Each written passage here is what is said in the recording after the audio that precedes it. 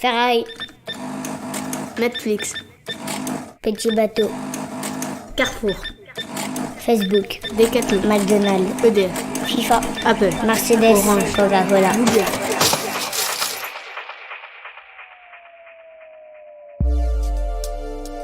Bienvenue dans la saga des marques. Dans chaque épisode de ce nouveau podcast, nous décryptons pour vous la saga d'une marque, ce qui explique son succès, ses rebonds. Décrypter les marques qui sont dans votre vie, c'est notre mission. Prendre du plaisir à comprendre l'économie ensemble. Aujourd'hui, on attache sa ceinture et on parle de Waze.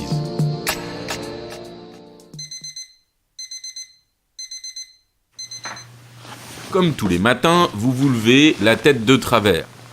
Comme tous les matins, après 5 cafés, vous êtes toujours dans les choux.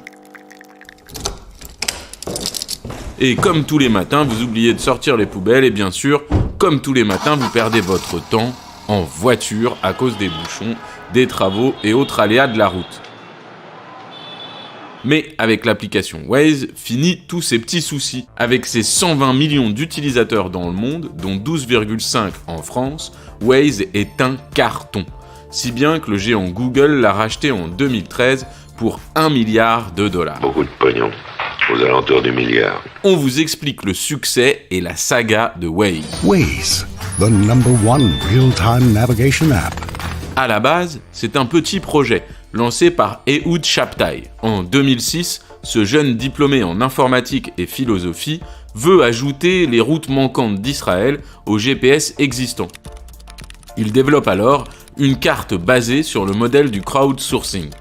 En gros, ce sont les utilisateurs eux-mêmes qui mettent à jour la carte, un peu comme un Wikipédia du GPS. En 2008, Ehud Shabtai, Uri Levin et Amir Shinar montent l'entreprise Waze. À mesure que le projet prend de l'ampleur, ils y ajoutent de nouvelles fonctionnalités. Waze n'est plus une simple carte, c'est un GPS qui s'auto-régule. Comment ? Avec l'aide des utilisateurs, les Wazers. Du bout des doigts, ils indiquent les bouchons, les travaux, les changements de limitation de vitesse, les feux tricolores, les voitures arrêtées sur le bas-côté, et tous les autres éléments pouvant perturber la circulation. Un algorithme récupère toutes ces données et calcule le trajet idéal. Encore plus fort, l'application conseille les automobilistes pour éviter que tout le monde ne prenne le même chemin, et donc éviter de créer d'autres bouchons. Alors on s'amuse à créer des bouchons, hein. Avec permis de conduire, carte grise, avec tout le bazar. Oh alors ça c'est un monde. Mais le fait de rediriger sur d'autres routes cause quelques problèmes. Certaines villes deviennent des itinéraires de délestage. Elles sont parfois obligées de rajouter des feux tricolores ou encore des sens uniques pour dissuader les automobilistes. La ville de Lieu-Saint en a fait les frais. Le maire, Michel Bisson, en parle dans cette interview accordée à BFM TV. Pour dissuader les automobilistes, le maire Michel Bisson a trouvé une parade, ce feu rouge, installé en juin dernier. Donc là, on est immédiatement en sortie de Francilienne, un rond-point, et on rentre ensuite dans la ville. Nous avons installé le feu qui a vocation à réguler le trafic, le contrarier si possible et à tout le moins le réguler.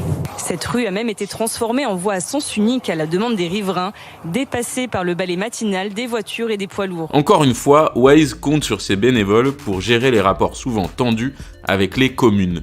Mais toutes les mairies ne boudent pas. Certaines, comme Versailles, collaborent avec l'application. Laurent Delaporte, conseiller municipal, l'explique sur France 2. Il va y avoir un nouveau trafic de bus qui va être beaucoup plus important. Ça va donc perturber le fonctionnement habituel de ce carrefour.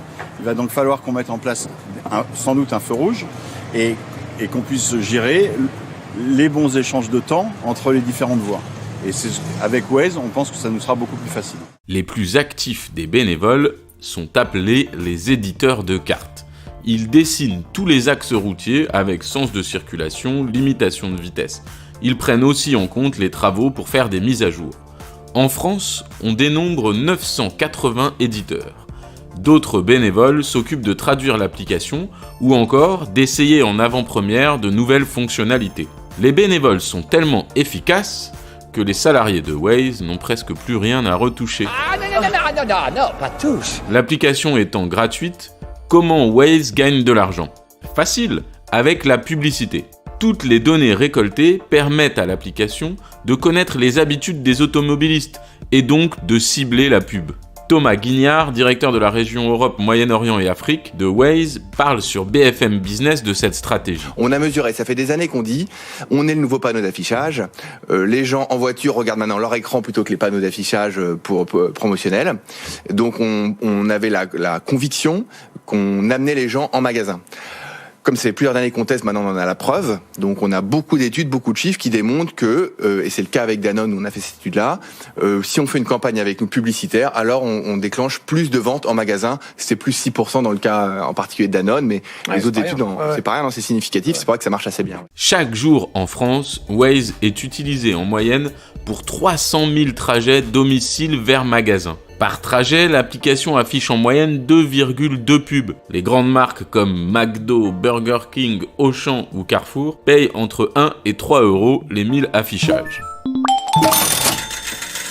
Ce petit business a tout de suite attiré la convoitise des plus gros comme Apple ou Facebook.